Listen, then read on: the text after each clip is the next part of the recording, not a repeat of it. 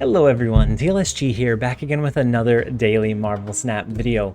So today we have a Silver Surfer build that doesn't use negative, it doesn't use Bast. This is meant to be a little bit more accessible option for some people that maybe got the season pass, but don't have as deep of a collection. Now, yes, this one uses a lot of pool 3 cards, but luckily the 3 cost slot is very flexible. So if you don't have one of these 3 cost slots, a lot of times it can be replaced relatively easily. So if you don't have Maximus, that could be a Sword Master. If you don't have a Goose, Goose is here as utility, and so you could replace that with a Domino, which is okay. It's not going to be apples to apples, it's not going to be exactly the same, but it can help you draw into some of your other cards that a tiny bit more consistently. Would it be more worthwhile to just add in another 3 cost? Maybe, but Domino is an option in place of maybe Goose if you don't have it. Brood is one of those that is just a really strong. I would say Brood is almost core. Really the 3 cards that you absolutely need from pool 3 or more is Silver Surfer from the season pass, Brood from the collection track in pool 3, and then Sera. These are going to allow you to start doing your really big, powerful combos, and without these, the deck becomes quite a bit less consistent. So I would say those 3 are absolutely core, and then outside of that, you can kind of flex in some of the other Series 3 or Pool 3 options. So if you don't have Juggernaut, you can do a Thor as another Pool 3 alternative. He's good in a meta where you might be facing a Professor X lockdown. He makes Professor X lockdowns a little bit more difficult. He makes a last turn leader play a little bit more difficult, which this deck already excels at countering leader because they're not going to get as much upside out of that last turn as you do. However, if you are facing a lot of Leech decks still, this one does fall flat. This, along with Death Wave, is kind of where Leech started seeing his way into the meta. And so as we stop seeing him as often, we can start running some of the stronger option in the Silver Surfer builds again. And then if we start seeing it creep up, we need to alternate into like a 0 list or just a really strong monster list. And then we can kind of pivot back and forth depending on what we're seeing in the meta. But as far as good alternatives in this list, Thor is a good option. Polaris is a fantastic utility card. She can help you either redirect a destruction card away from where the opponent wants. She can pull a card out of a stormed lane after you lock it down to make sure that the opponent has less power than you do there.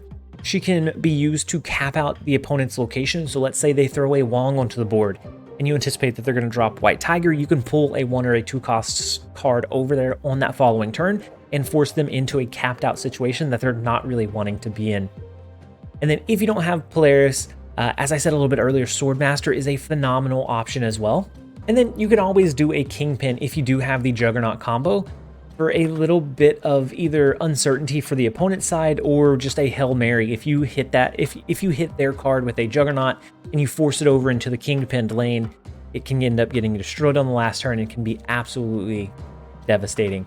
To a lesser extent, you could do Debris, but she starts clogging up your side of the board, which is not necessarily ideal.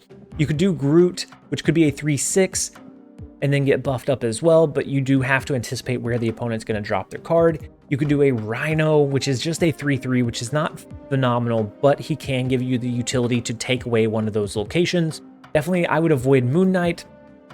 A Captain America might be okay in combination with a Brood lane.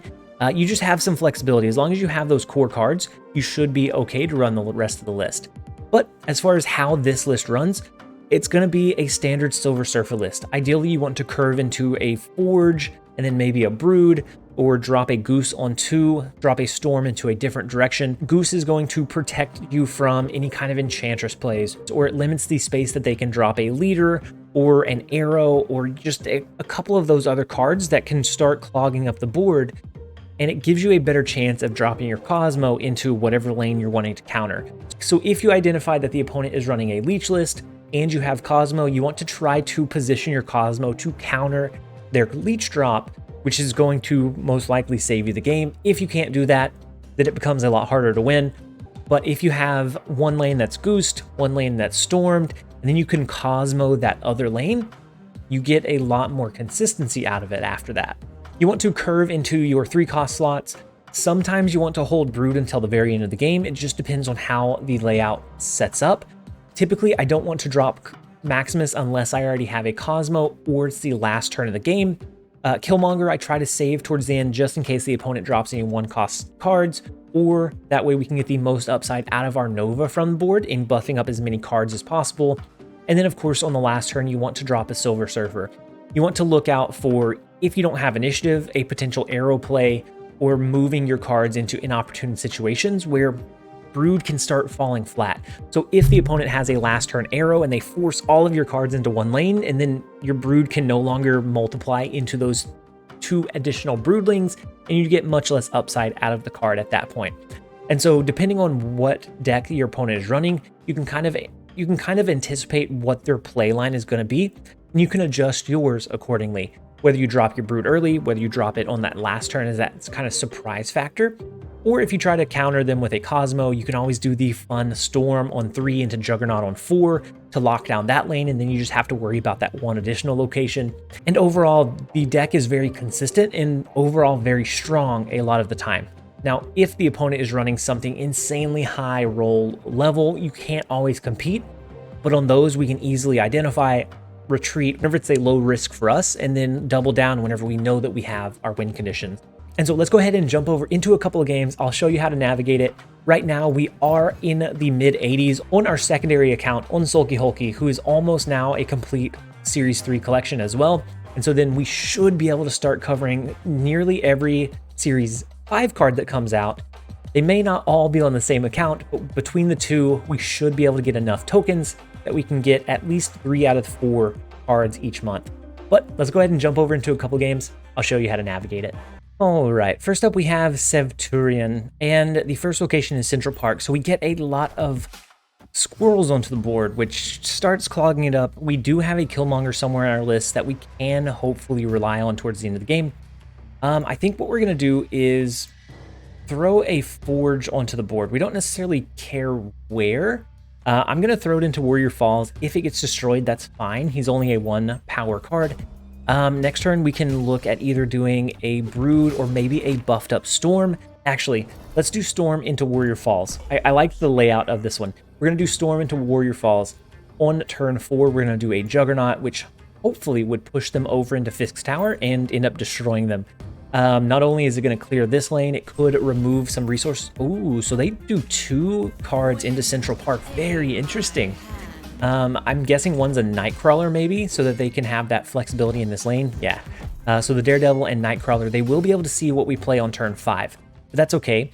They're going to know that it has to be either here or here, and I don't think they're going to be able to counter it. So let's go ahead and play the Juggernaut. If they play anything here, it is now, unless they move their Nightcrawler, it is now guaranteed to go over into Fisk Tower. And okay, so they do move the Nightcrawler. So it is a Moon Girl, so it doubles down on whatever they have in their hand. Oh, it moves over to the left. So at the very least, we know that this is 11 power. We know that we have the win here. All we have to do is worry about finding 11 power in this lane, and we win. So we can do that with a Mr. Fantastic, a Cosmo, that'd be 3, 4, 5, and then a Silver Surfer, which would give it 11 extra power in this lane, and we should be okay. If they drop a Professor X in this lane, that would limit how much space we have to play in, and I assume that the Moon Girl was to copy either a Devil Dino or maybe even an Arrow to move the cards over. And so if we can play enough cards and enough resources, then they're not going to have space to move our cards, and we counter an Arrow. But the one thing that we don't counter here is a Leech. Which is kind of the bane of our list's existence. We could always top deck into a Maximus, which would give us 7 out of the extra 8 that we need. It would just really depend on what our top deck is going to be. And so they play 2 cards, one being a Lizard and one being a Lizard. And so if we cap out this location, they lose quite a bit of value. Otherwise, we should be very solid here. So we can make sure that an Arrow is not going to find them their win condition. Now, maybe they push some more power here, but our Silver Surfer will be able to trigger. They do have initiative, which is kind of scary. I guess if they do a Cosmo here, then this is 4. Ooh. A Cosmo here would be 3, a total of 8. If they do a Cosmo, if they're very, very brave and do a Cosmo here, then they win. Otherwise, they don't have enough space. Okay, yeah, they're going to retreat. They're only out, which was not a very easy to identify play line. I mean, I would be scared to drop a last turn Cosmo because there's so many cards that could just absolutely outpower and outshine that. But we do find the early win condition. Let's go ahead and jump over to the next one. All right, next up we have Ragai2292, the hype man himself. If you haven't seen him comment on my channel, he's very active there. He has been supporting me and my content since I was probably a couple hundred subscribers. So he's been here for a very, very long time. The raft is actually pretty decent for us, not if he has a lot of low cost cards. But actually, no, he zeroed this one out. So Titania is not going to bounce to our side. I kind of want to do Brood this turn, but we also just drew into our Forge. So let's go ahead and do a Storm into the raft. What we're going to hope for is that he can't cap it out this turn. He can only do one card, and that's going to stop him from doing anything big here. So not ideal, but it's a countermeasure. We could have capped it out with a Brood and then something else in this following turn, but it just didn't feel phenomenal. So if we do a Brood, that's going to be 4 3-cost cards that can get buffed up by Silver Surfer at the end of the game. And so that's going to be a potential push of 12 additional power here. And so I think we still play away from, actually, and we do have our Killmonger in hand. And so that's going to destroy this Titania and this Zero, leaving them with only the Bishop and whatever else they play this turn. So it could be another 3-cost card. No, it's a Khazar. Ooh, Ragai, I am so sorry. We have the Killmonger counter. And so we're going to wait just a bit. And then I imagine that we can find our win condition by drawing our Silver Surfer within the next 2 turns. Because this far right lane is limbo. He's going to be able to do some of his bigger power plays. He might be running something like an Iron Man. He may be doing a big push at the very last of the game. But I think we do our Goose. We do Mr. Fantastic. We can go ahead and throw Nova onto the board. We can do Juggernaut too, just because. And we do have our Forge and our Killmonger next turn to destroy our Nova. That'll buff all of these up by 1 at the very least. And we're looking for a potential Silver Surfer. Silver Surfer is really going to enable a lot of our high roll with this list. Outside of that, typically we want to retreat when we don't have that resource in a Silver Surfer. That is, you're building around that win condition. And so he has a Sunspot and an Ant-Man. And because I know Ragai, I am not snapping, but we are very, very confident here. Down to just a couple of resources in hand, and we have the Nova coming down. And we do draw into Silver Surfer as well, which is massive. Let's go ahead and do our Forge into our Killmonger into our Silver Surfer. That should allow us to find a win condition, I think, here, and he has initiative, so he should be able to flood this lane with quite a few cards. We're going to clear most of this lane. We have the Nova bonus that will come in, and so it's going to clear up almost all of his board except for 11 power plus whatever he plays this turn, and this should give us the Nova bonus here plus the Silver Surfer, unless this is a Cosmo, which could have been very, very scary. Luckily for us, ooh, it's a Debris, and then if this is a Cosmo, I guess oh no, it's a Rocket, which is okay, because we are going to flip our Killmonger here. The Cosmo could have actually blocked us in either of these lanes, which would have been very, very scary. Maybe we should have stacked into one or the other instead of putting all of our eggs in one basket. But it is okay. We don't get the Nova trigger, but that's all right. We don't need to find the Nova trigger. We get the upside of drawing and finding our Silver Surfer on turn 7 to find the win condition in the flooded lane and in Atlantis, and we get beat very heavily in Limbo due to the armor. Let's go ahead and jump over into the next game. All right, next up we have Will G. And the first location is Elysium, which reduces the cost of all of the cards in our hand by 1. So it's basically a Sera on the board for both players. Typically, the urge is to just flood your stuff onto the board. In this scenario, I don't want to do that. I want to kind of play it slow. I want to play it cautiously, get a feel for what they're going to play or what they might play, and then we will play around it. So with Gamma Lab being the secondary location, I probably will end up dropping our Brood on 3. They went ahead and did Brood on 2. I'll probably do Brood on 3 into a Cosmo to block in and protect this lane. But if they've invested that much power into that lane, that seems tricky. We're still going to go with it. We're going to go with the triple Brood into a Cosmo. If it looks like maybe they're going to fully cap this one out, then we can look for like a Maximus play. Ooh, the Wong is... I'm okay to see the Wong. We are fine seeing the Wong. I was going to do our Cosmo here. But I imagine they have Ironheart. I imagine they have a lot of really strong on reveals here. And so we're going to go ahead and do our Cosmo and our Maximus in this lane. Right now we have the tie here. They have initiative, so they have 1 turn to play their own reveals. Hopefully they slow play it. Ooh, oh my gosh.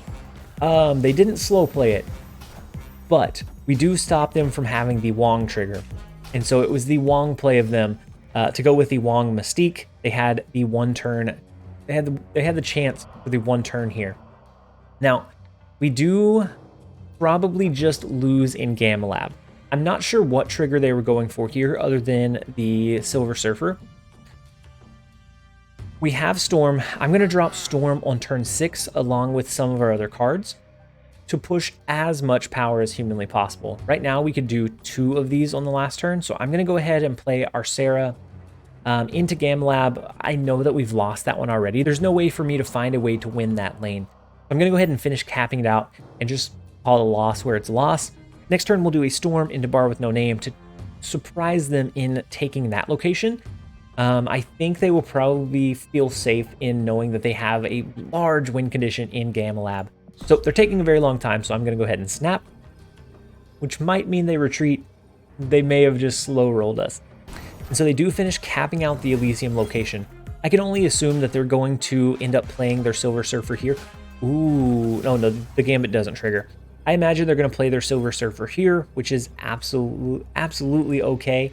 Ooh, we could find a way to swing the Gamma Lab location as well. So let's play our Storm into our Nova, into our Killmonger, into our Silver Surfer. That is going to give 4 power bonus to this lane. It's going to give quite a bit of bonus to this lane as well, and then we should swing the Bar with No Name. I imagine they'll play maybe just Silver Surfer here this turn to buff up these cards here and this one. Ooh, and they snap back. Oh no. So if they do their Silver Surfer, that actually buffs this lane up by 3, bringing them to 46. So we won't find a way to swing this location. We have to have enough power to win this one and this one. We'll see. We'll see. Triggering their Silver Surfer into the left lane will give them 9 to our 6. We'll see. They snapped back. They're very confident. And so they play 2 cards here. So one being maybe Silver Surfer, one being Absorbing Man. That would trigger their Silver Surfer twice, which would be devastating. We'll see. We'll see what the 2 are. And so we do trigger all of our combo. They do the Silver Surfer, and then the second one has to be Absorbing Man, right? No, it's an Ironheart, which is absolutely okay. We find our win in the Elysium lane just barely by 3, and then we find our win in the Flooding lane because we changed that location. It was actually a little bit risky for them to play their Silver Surfer and Ironheart, right? Ironheart had a small chance of buffing up Silver Surfer, and then if this had been Bar with No Name, they would have lost this location, and then they would have been just relying on having this one as their win. And so we do find the win in the 2 lanes for the 8 cube game. Fantastic, phenomenal. Let's jump over into the next one. We will take our cubes where we can, pushing us into mid 83. Let's see if we can keep our climb going. All right, next up we have Sir Falquian. And the first location is Subterranean, which is super unfortunate. We are going to go ahead and play our Nova. We don't have our kill trigger for it just yet. Sometimes it baits them into using an armor into this location whenever maybe they shouldn't have. We're going to go ahead and play our Goose. That's going to mean that we're not going to be able to play Sera this turn unless we storm this location, which we might do. They play a Scorpion, which is pretty standard for a Leech deck list. which is not phenomenal. We're going to go ahead and play Storm into the far right lane. We're going to try to push for tempo advantage. If they do end up using a Leech, then our Maximus gets a little bit stronger, and they play a Maximus. So that tells me they probably will end up playing a Leech on turn 5. Actually, they can't, can they? They can't play it into the Avengers compound. And so they just gave us additional resources, which makes it more likely that we draw into our Silver Surfer. They would have to drop their Leech on the very last turn, which is not ideal. And we are okay with that. The Goose actually comes in very, very handy in restricting what the opponent can do here on turn 5. So they're going to have to drop some of their low resources here. And then we do have our Killmonger now, so we will be able to destroy the Nova to give this a 4 power bonus. So even if we don't draw into our Silver Surfer, then it's absolutely fine. We're going to drop a Forge into a Mr. Fantastic, which will push power here and here. They would have to rely on a leader on the last turn, which is not where they want to be in this particular scenario, because we will have the Killmonger to buff up our cards and they won't. And they end up retreating. We will take those as well. All right, next up we have Asian Andy C. And the first location is Kiln, which is going to lock down after turn 4. We do have Storm, which we can use to change another location into basically a Kiln as well. I'm probably going to drop her into Murder World because most likely they're not going to drop any resources into this location by turn 3 anyways. Oh, let's go ahead and play it into Los Diablos base. I don't want Los Diablos base to accidentally destroy our Storm location, and so we're gonna just destroy the Los Diablos base instead. That way both of these will stay. There's no chance that they go away. Andy probably plays into Kiln, I would imagine, since he knows that one is going to be locked down. And so he plays a Sunspot. If we can draw into our Killmonger, that's phenomenal, because that is going to be one of the only resources he has in this location. And so since both of these are going to lock down, I'm actually going to Cosmo the far right lane. I don't want to Cosmo in the middle location because I want to be able to trigger Silver Surfer if we draw into it. Wow, so they are going to have a potential to lock down this lane with a Professor X here. So ideally we would do a Sera into another play. Actually, we can still do that, right? They can't play over here. If they Professor X here, then they won't have enough of a lead here. So I'm actually going to do the Sera still. Next turn, we can do a Mr. Fantastic, a Killmonger, and a Maximus, which should give us enough power to win here and here. Now, if they have a leader play, then that would be 4, and it would copy our 4. They could go with a Leech here, right? If they have a Leech here, then we want to go with Forge into Killmonger. Sera is better value, but knowing that a Daredevil lockdown list generally wants to run a leader, maybe a Leech as well, we are going to go with the destruction tools that we have right now. Now, if they do a Leech now, then this lane is going to be a free-for-all. Nobody's going to have it because Mr. Fantastic won't be able to be played anymore. But they do end up retreating because they know that they don't have the win condition with a leader anymore, or with a Leech because they have this lane lost and we'd be able to find our win condition. So they do end up retreating after seeing what we play, which is one of the downsides for us going against a Daredevil, is because they have that information to know if they should retreat or if maybe they should double down going into that final turn. We will take those though. And with that, I know the last couple weren't really great gameplays, but people are playing very, very cautiously right now. And I've gotten several wins. I've played a lot more than what I've showcased, but most of them have ended like this or worse. But I did pick these last couple of games because of the way that we played around the information that we had about our opponent's cards.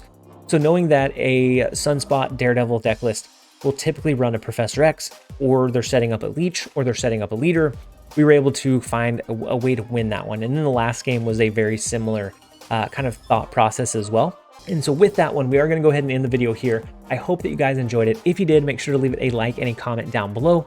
And I have several decks that I am excited to bring you guys. I do have enough tokens to get both of the new cards that come out this week. Since I did end up missing Null, it just didn't appear in either one of my shops for about 3 days, and by that point I was traveling. We should be able to get both of the cards this week and build decks around them. I hope that you guys enjoyed the video. As always, this has been TLSG. Later, guys.